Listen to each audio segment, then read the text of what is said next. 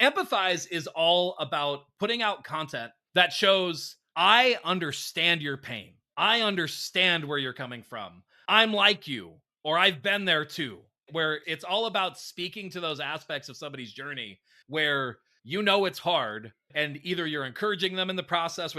That's our next one, by the way, but we're either encouraging them in the process or we're at least showing that we're locking arms with them in the fight. Like we've been there too. We understand that principle of being able to have somebody actually understand you and understand the pain that you're going through and understand where you are. The level of power that creates for actually them thinking that like your product or service can help them is so powerful.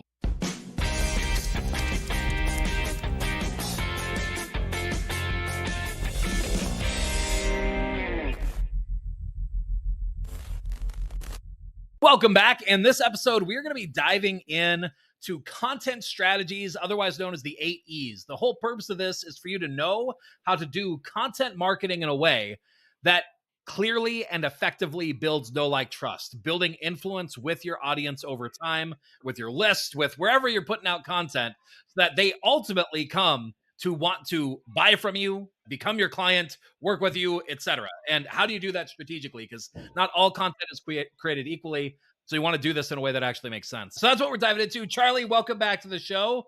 What do you think about this topic? I think everything going on in the world, marketing wise, with AI, to me, this is the exponential factor. This is the ultimate leverage. Because at the end of the day, the reason people buy is either you're the cheapest and easiest, or they really like you and trust you. Right. And I want them to hire me because they like me and trust me, not because I'm the cheapest. And quite honestly, even if you're the cheapest, they still ultimately need to feel like I'm going to get what I want for this cost. No matter where you are, it might reduce the barrier to entry of them being willing to try you out because the perceived risk is lower, but they still ultimately need to trust you. Now, Right. the better we are at building trust, the better we are at building that know and like, the more we're able to command for sure. And the more likely we're able to get higher amounts and have people really trust that we can help them where they want to go and help them in the ways that we promise. We're diving into how you could do this. What we're going to go through is a combination of things. My years of studying psychology, my years of studying what other people are doing in content marketing, especially what I've seen working for myself, my clients, what we've seen working as well in terms of how this works in practice, and really trying to boil it down and say, I see what people are doing successfully. How do I describe this? How do I give language to this so I could repeat it? So it's not just it's happening in front of me, but I can actually recognize the patterns. That skill set of being able to create mental models for what is going on is really useful for actually being able to replicate those mental models yourself. It's really useful for being able to leverage it with AI, leverage in your business, etc. And that's what we're applying to content marketing here. And these primary strategies or primary buckets that your content would fit into. Some of the principles that we're going to be applying through here are like Cialdini's principles of trust and psychology, consistency, reciprocity, social proof, authority, liking, scarcity, those kinds of things. We're bringing those into play in terms of how we think about this, but those aren't by themselves the strategy that you deploy with tactic or with your content. So we're going to dive through what are those strategies. And so there's 8 of them, and we're going to try and go through so you have a high level understanding of what each of these are so that you can start using them and applying them in your business. Let me go through what the 8 are, and then we'll start going through them one by one. So the 8 strategies are educate, entertain, engage, empathize, encourage, enlighten, endorse, and entice. So we'll go through those each one by one, starting first with educate. So educate is probably what a lot of people are actually typically aware of with how a lot of content marketing goes in the B2B space, especially. It's anywhere where we are providing actionable, valuable tips. Honestly, what I'm doing right now is an educate style content piece, what we're creating together here. And the reason why this works well is because it actually establishes expertise by delivering real actionable value. It builds trust and shows authority through that process by demonstrating that you're actually competent in the thing that you were saying that you'll advise somebody with. This is Frank Kern's convince them that you're going to help them by actually helping them. So you're actually giving somebody something that they can take action on and go and do to see the proof of the pudding and the eating. They see that what you say has merit because I could see even in the free stuff that you're putting out with your content that it actually is helpful. Does that make sense? Yeah. Go ahead. And I think the reason so many people do this is it's the 80-20 rule. If you could only do one to get people to know, like, and trust you and buy your stuff, this is the one. And Right. as knowing what you're talking about and what you do with all of your AI stuff is Right. me and you, we take this one and we use your AI tools to actually create all the others for us. That's a little foreshadowing there as we get into Right. this. And if I could only pick one, that's the one that I'm going to lean on, become an expert on the most. Exactly. Educate is definitely your most powerful in any space where what you are trying to sell is I can help you. I can help you solve a problem. I can help you accomplish some sort of something that feels painful, right? I can help you get past that pain. Educate is going to be one of the best ones to be the most powerful on that in terms of making a clear, movable difference. Now, as we go into these, something to note, because I realized I didn't convey this at the beginning. Typically, any piece of content that you do is going to have kind of a primary bucket. The main thing that you're doing, the bulk of the content, the bulk of the value that you're conveying is through either educate, entertain, etc. It's like the primary goal. But all of these strategies may be present in elements. If you are educating, you are going to educate more effectively if you could do it in an entertaining way. So you're going to pull in elements of these strategies across the board. But typically, the way that I'm thinking about it is what is my primary method of building influence through this piece of content? What's the primary goal? And then any secondary benefits are valuable too. So keep that in mind. As we go through these, you can mix and match them a bit. It's just what are you doing first and foremost through the piece of content? So our next one that we're diving into is entertain. So entertain is pretty simply any content that you're using to amuse or delight the audience. The whole point is get them to smile, get them to laugh, get them to feel joy. You're doing this in order to create positive brand association. The psychological principle going on here is we're increasing likability. We're creating and attaching positive emotions to you, your brand, and your outcomes. And the more that somebody likes something, the more likely that they ultimately are ready to transact with them as well. All things being equal, if I've got two competing products, one that I feel neutral about and one that I like, but I feel like both can get me the outcome, I'm probably going to go with the one that at least makes me smile. I'm going to lean that way.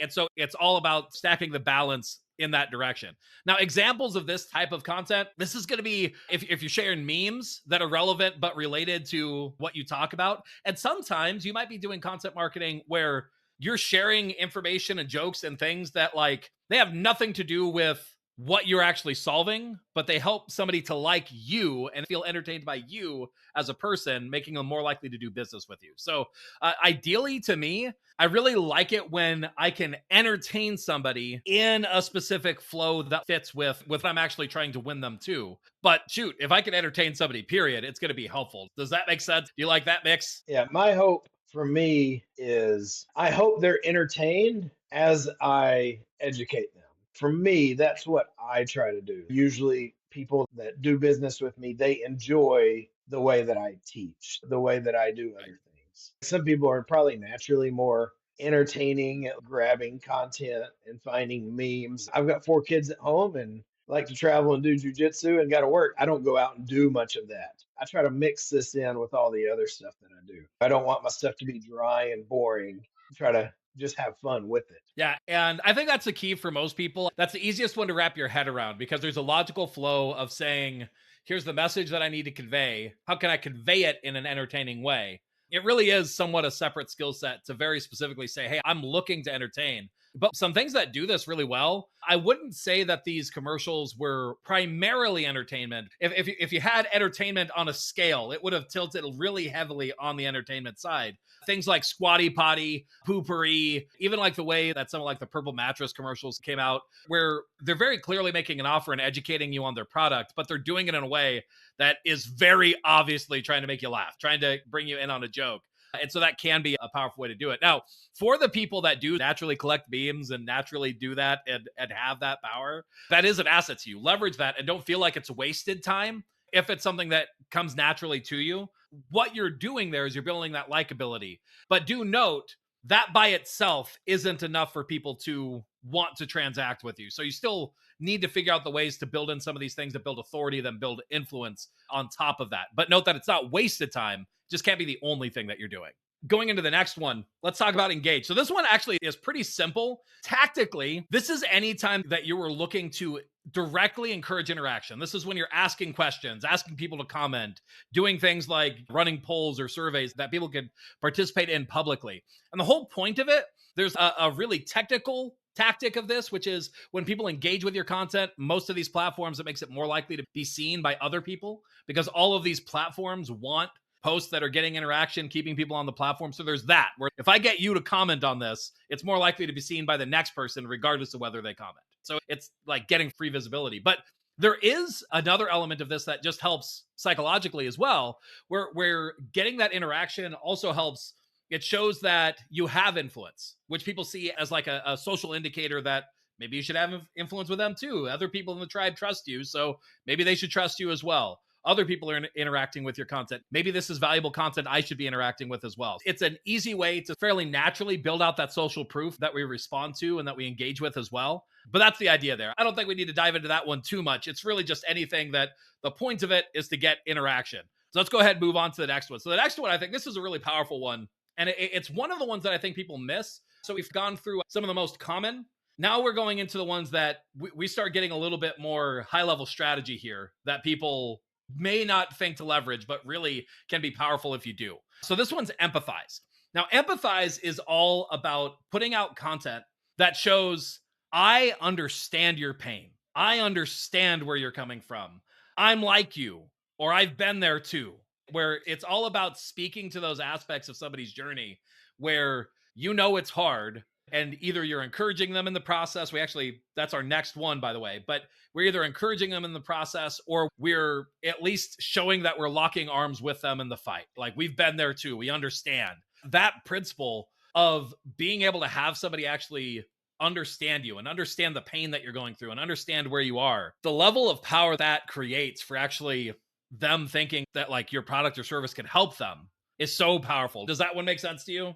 Yeah, at the end of the day, if you can explain what your customer is thinking and feeling, if you can put words to it better than they can, they Right. trust you. Yeah, absolutely. And any way that you can show that you understand them, you understand what's going on with them, and this is really powerful too, understanding that you're like them can be helpful as well. Because then they feel like, we're the same. If you're able to do it, I'm able to do it. Or if you're able to help somebody like me, you can help me as well because you understand me. That one's powerful. And it's related to the next one. So the next one is encourage. And encourage is a little bit different. Like the point of it isn't to get down and understand their pain. The point of them is to inspire them and call them to something higher. The point of them is to provide a vision, to set an idea of what they could be doing and saying, you can do it. I believe in you. This is all about being their cheerleader, all about rooting for somebody. Man, I don't know about you, but the reality is in this world, it seems to actually be fairly rare that people are doing this, that people are saying you can do it. People are saying, I believe in you. People are saying you did a good job. I think people fairly rarely feel seen that way. And Yeah, anytime you can be part of the process of making them feel that way, it stands out like light in the darkness. Does that ring true for you? 100%. I think this is probably one of my superpowers, especially through the kids. It's really taught me how to just, no matter what, just encourage them. And if you can learn how to do this, your people will love you. One of my favorite sayings is you get people to show up and then you build them. Yeah, I've got 4 kids right now. Life can be tough. And Right? to be around someone that says, hey, you can do it. Hey, you're doing a great Right. job. It's like a breath of fresh air. It's an oasis in the desert. And if you can be that for people, you're training them to come to you. They want that. Yeah, absolutely. That one's super powerful. And honestly, to me, it tends to take practice for people, I think, to do it well. You got to try and get those messages out there because if you do it wrong, it can come across as corny. It can not hit. It can not land. But when you practice it right, as a skill set and as a power to be able to say, hey, you could do more. You could do better. I believe in you. So powerful.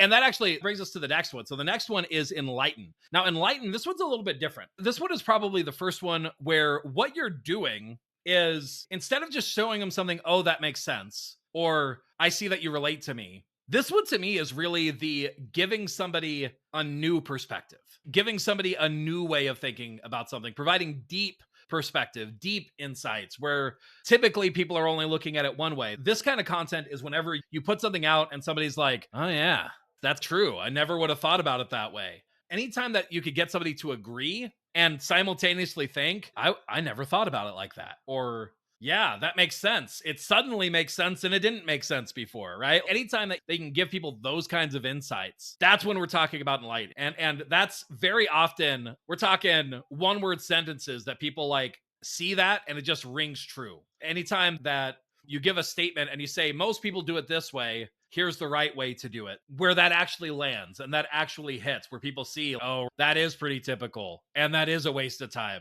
Your way does sound better. It does make sense. That's what we're talking about here. Anything that sort of sets you apart as a leader, as somebody with unique thoughts, a unique way of looking at things, those unique ways of looking at it connect. What we're not talking about here is you look at things so uniquely that nobody aligns with what you're saying and you sound like a crazy kook, right? That's not Right. what we're talking about. We're talking about where you're that bridge to a higher way of thinking, to a different way of thinking, to a new perspective, where you take them from where they are to where they could be. And anytime you're able to make those connections and give somebody new insight, it's so powerful for building influence and so powerful for making a difference that way. Does that one make sense? Yeah, I think for me, like some of my favorite people, this is what I love about them.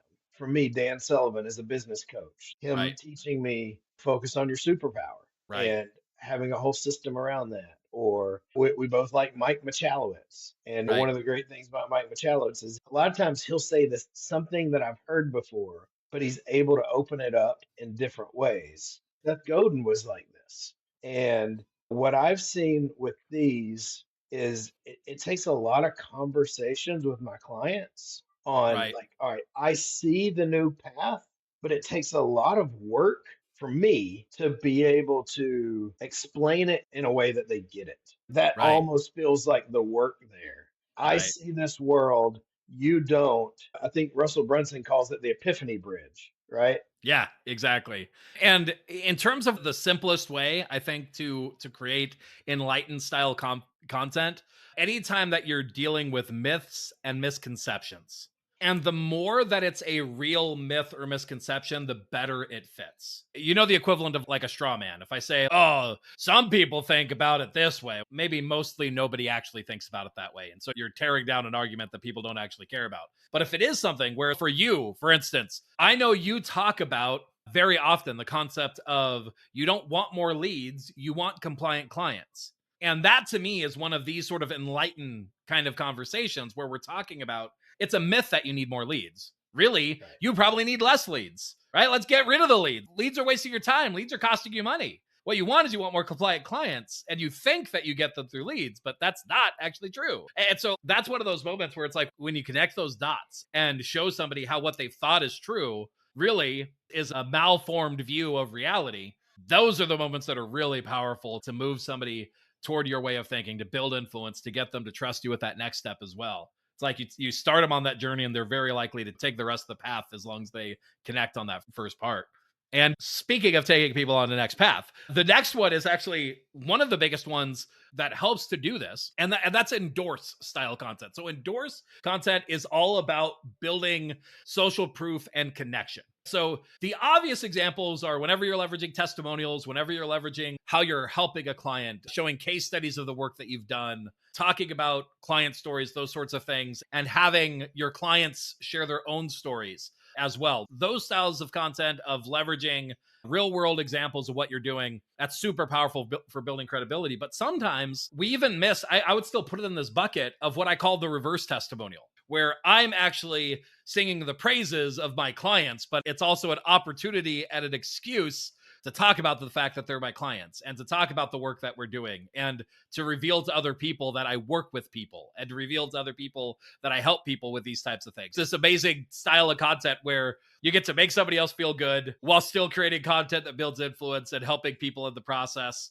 It's just magical. But really, that's the key point, that we're showing I'm part of the tribe. Other people trust me, peers trust me, clients trust me. I work with clients, anything like that. That fits in this bucket. This is one of the bedrock pieces of referrals while you sleep in terms of what moves a massive part of the needle over what you're doing. Yeah, that's one of Robert Cialdini, one of his 8 main things of influence. One of them is Right, social proof. Like right, we are humans, we do what other people do. And right, so it's not what I say about me, but what do other Right. people say about me? So when you get an award, it's someone else saying you're awesome. You can use your Google reviews, your Yelp reviews. If you're in real estate, my clients use Yelp or experience.com. And Right. one of the things that I like that you do in your AI mastermind is I've been able to take the Google reviews and show it and weave a story and get it. Actually, I was not planning this, but it gets it into number 8, which is Entice. I Right. can take the testimonial, weave it into a story, and then have an offer that. Right. And the more that everyone else says I'm awesome, they're just like, if everyone's doing it, it must be okay. Right. Yeah, exactly. And yeah, that is a great segue into the next one, which is Entice. So Entice, whenever we're in business, this is the one that we most often want to do as much as possible. We're always working to essentially earn the opportunity to do this effectively. And we're always working to try and figure out how do we do this. And really, it's any time that we are specifically and directly trying to get somebody to take action on an offer. It could be a lead magnet to generate leads. It could be going and buying a product or signing up and booking an appointment on your calendar for something that leads into your sales funnel. But it's any time that you're saying, I want somebody to take a very specific action, and that action is essentially off of this platform. I want them to go from here somewhere else. So that's partially how I separate engage versus entice. Engage is typically get them to engage wherever you are. Entice is take the next step, do the next thing. And it could be buying, it could be just becoming a lead, it could be booking an appointment, whatever it is. But this content, this is really easiest to understand. What's important to understand, though, is that the reason why these 8 strategies exist is because you need to be leveraging all of them. But if you're only doing one without the other, you are likely not actually building your influence. You might be capitalizing on your influence. That's what Entice does. Entice, people take action. This is a withdraw. You've built up influence and you've built up authority, and now you're taking a piece of it and you're leveraging it to get somebody to take action. And so if you're only doing this, likely you are degrading your network. But if you do this in a way where it's mixed into a mix of all these other content strategies, and like Charlie just mentioned, maybe the content piece itself is it's a combination of educate, endorse, entertain, and it ends with entice, then you're a lot more likely to have that process go successfully, to have the piece itself be this culmination of a bunch of other influence building that you've been doing and also doing it in the same piece itself. But that's the idea, though. You're mixing those in, and you want a mix of these strategies in your overall content plan. Now, let's think of that. So typically, when I'm laying out like a map of what I want to do for content, first and foremost, I'm thinking through what do I readily feel like I can do? How can I start meeting some minimum benchmarks? Can I get a content piece out every day? And like Charlie was pointing out, if that's my first goal, I'm not going to get fixated on the fact that I don't know how to readily and systematically find memes. I'm not going to make that part of my mix if I don't know how to do that. If that comes easily to me, then I'm going to leverage that as part of my overall mix. But if it doesn't, then I'm not going to be as worried about that. I'm going to be meeting my minimum thresholds first and foremost. And then similarly, I'm going to start looking, are there ways, are there opportunities for me to, I largely lean on educate. Where can I start throwing in some content that's very specifically designed to get people to engage so that I'm starting to build up that army of people that platforms like Facebook or X and whatnot can start to see people are interacting with this. People are interacting with this person. Maybe you should put their content in front of them more often, right? When can I do that and how can I do that strategically? Further, when am I doing some of the work that maybe is harder to do, but still really impactful anytime that I can? Empathizing, encouraging, enlightening. When I have those moments where I could share a powerful takeaway that maybe people are missing, when I have those ways that I could get down into the mud with people and show that I'm in the fight with them,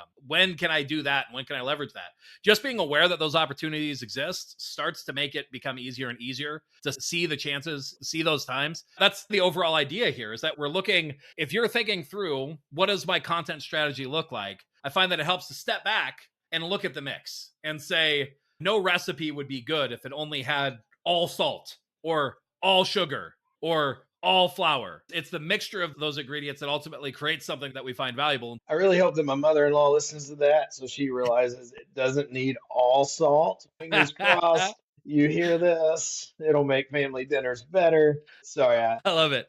But yeah, and the same idea goes. Ultimately, you'll need to dial in your recipe of what sort of content mix works well for you. I don't know if there's an exact right mix. Part of it's going to depend on how good are you at doing enlightened content? How good are you at leveraging endorsed content. Grow your skill set, get better at that over time, leverage tools that make that better, keep learning, keep growing your expertise. So your mix might change and flow and adapt over time as you grow as well.